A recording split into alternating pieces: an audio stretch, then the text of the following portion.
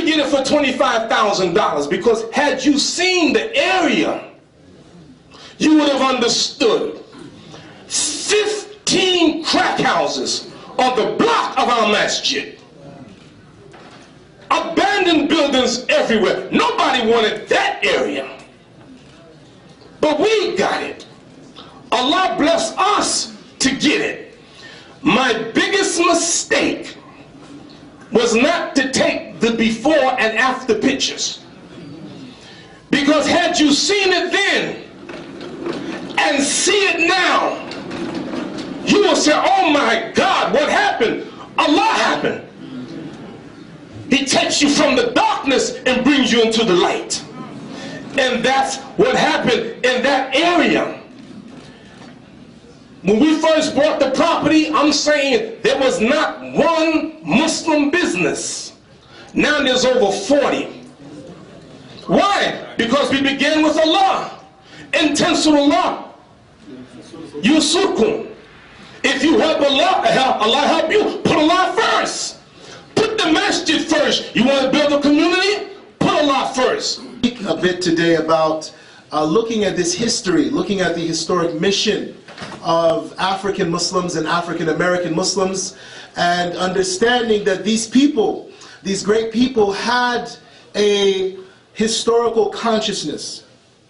They had an identity as Africans, as African Muslims, and when they were brought here and when they came here, they developed a consciousness and an identity as Black Americans, African Americans, Americans in Africa, or Africans in America, whatever you want to call them. Right? I actually prefer American Africans, but you know that's another conversation.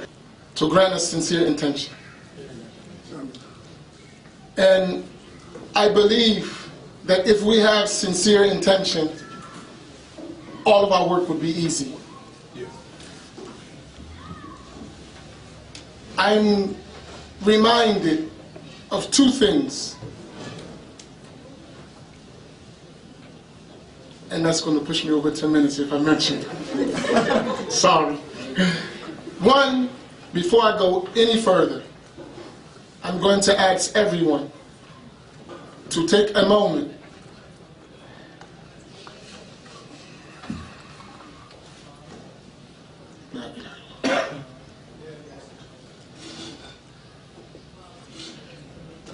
to remember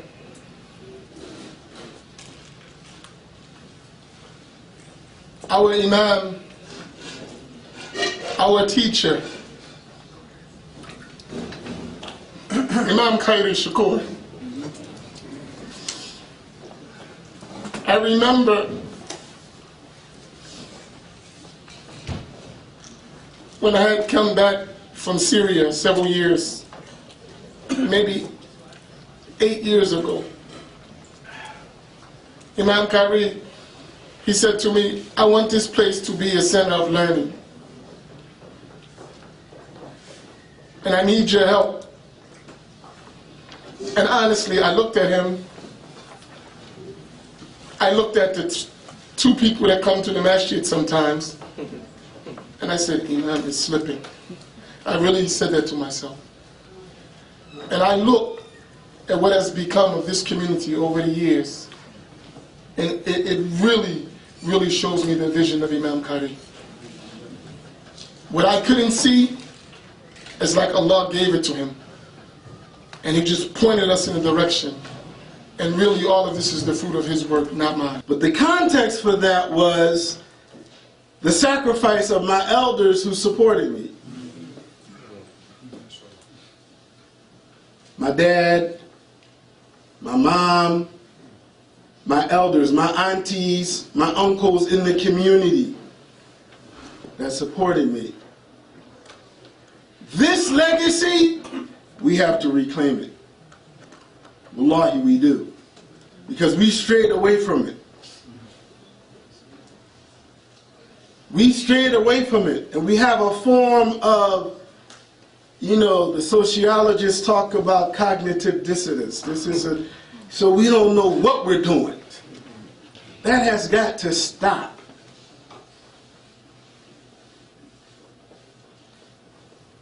That has got to stop. And alhamdulillah, I believe that this summit is a way for us to refocus.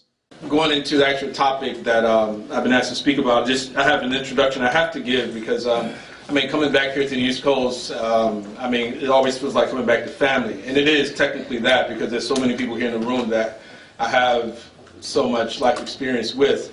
And of course, if I start naming names, and I don't know, I might end up naming everybody in the room. But definitely I will, first and foremost, thank the Qalam Institute for coming up with the idea for this first African American Muslim Summit, as we're calling it now. And of course, this is the first, and we need to improve in many different ways as we have come to acknowledge and realize moving forward. And this definitely should be something that is not only an annual issue, but probably should be a very regional program that we have in different cities, at least in my opinion. So at first to acknowledge that there and give them thanks, and second of all, Imam Amin, Imam Amin, he is a sheikh. We call him Imam, but those particular two titles, Sheikh and Imam, for me the more significant title is the title of Imam. And the reason I consider that to be the more significant title is because an Imam is with the people. Now, it's easy for you to admire me as a scholar, as I write or I speak, and you never come into close contact with me and sort of are placed into a situation where there's a possible confrontation. Imams have a very difficult job. Imam Anwar, Shaykh Anwar, his brother Anas, they'll tell you that. They've been doing this for a long time. A lot of Imams have been doing this for a very long time. And of course, we don't want to forget as well Al-Marhum, Imam Khairi Shakur, may Allah have mercy on him as well, who himself was we're in some ways are celebrating his legacy by coming here to this masjid. But it's a very difficult job that an Imam has, and I think it's a very noble title. Like sometimes, like when people say Sheikh Zayd Shaka, and I was like, well, it doesn't even sound right. But because he is an Imam, he's Imam of the people. And so when we start speaking about the issue of education and scholarship, for me, when I actually graduated from the college in the Qatarin in Fez, Morocco, I admit that I really I couldn't say that I felt like a scholar. And I think that really what made me feel more like a scholar was actually the time after graduation, coming back and mixing with the people, teaching, among other things, until that knowledge became solid. And so it's really that experience. I don't believe, like many people may believe, that just because of academic credentials that the community should respect me. I don't believe that.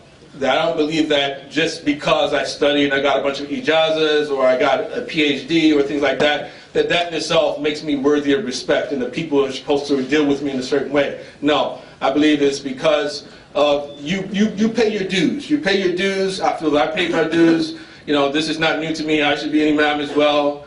I worked in the prison. I worked with the brothers in the prison.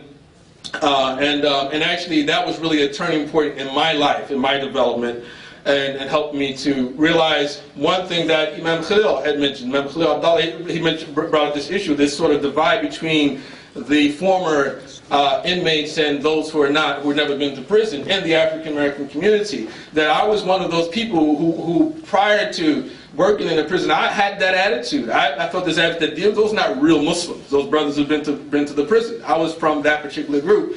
But it took for me to work in a prison to realize that there was something very valuable in the lives of these individuals, that these people, could have been any one of us. And all it would have taken from my own life was to make one single slip, and my life would have been over. But alhamdulillah, Allah subhanahu wa ta'ala has blessed us with so many people in our community who have come out of prison and they've maintained a particular record that proves that they're people who are not inherently criminal in nature.